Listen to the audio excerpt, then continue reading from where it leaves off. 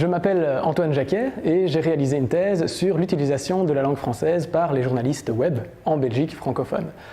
J'ai essayé de comprendre pourquoi les usages linguistiques qu'on observe sur les sites d'information en Belgique francophone sont ce qu'ils sont et pas autrement. Donc pour réaliser cette thèse, j'ai essayé de cerner la régulation de la langue des journalistes web en Belgique francophone à travers d'abord une hypothèse générale, 2 disciplines, 3 corpus, 4 perspectives et 5 sites d'information. Donc d'abord une hypothèse de recherche générale.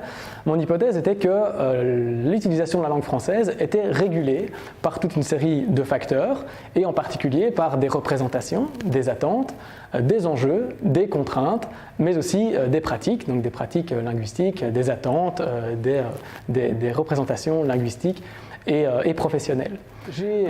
J'ai fondé ma thèse sur 2 disciplines, donc à la fois la sociolinguistique et la sociologie du journalisme, 2 disciplines qui n'ont pas l'habitude de cohabiter dans les recherches actuellement.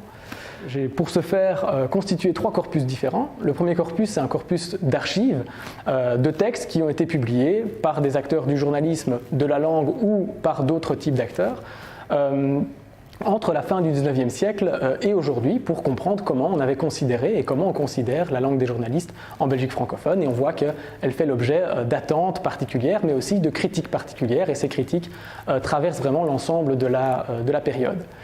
Ensuite, un corpus de commentaires. Donc j'ai analysé un peu plus de 1200 commentaires que les internautes ont postés au bas des articles des 5 sites d'information que j'ai étudiés. Donc discours d'une partie du public qui commente les sites d'information.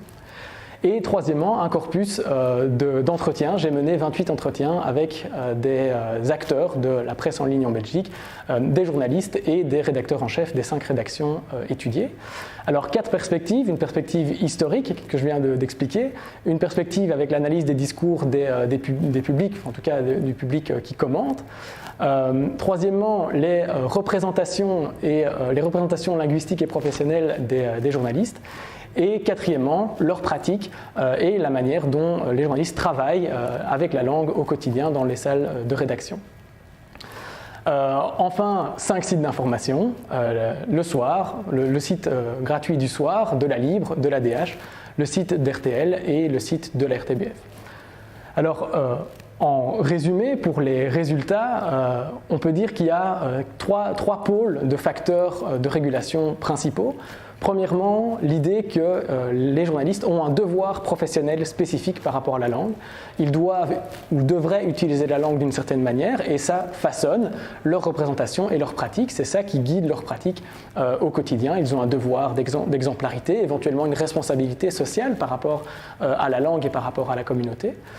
Donc ça, c'est cette idée du devoir professionnel.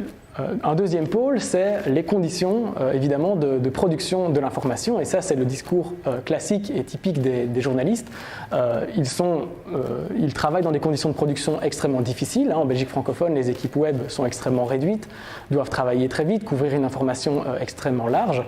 Et donc ces conditions de production de l'information vont évidemment à l'encontre du devoir professionnel la plupart du temps. Ils doivent travailler dans des conditions qui ne leur permettent pas souvent d'atteindre le devoir professionnel auquel ils aspirent. Et enfin, troisième pôle de facteurs de régulation, c'est leur idéal ou leur idéologie professionnelle. Je me suis rendu compte qu'en réalité, les journalistes accordent une importance variable à la langue selon le type de production qu'ils travaillent. Quand ils ont l'occasion de faire du travail de terrain ou au moins d'appeler des gens pour collecter l'information et réaliser une production personnelle, ils vont avoir tendance à davantage résister à leurs conditions de travail difficiles pour atteindre leurs devoirs professionnels. Donc plus ils se sont investis dans la production journalistique, plus ils vont avoir tendance à travailler la langue également.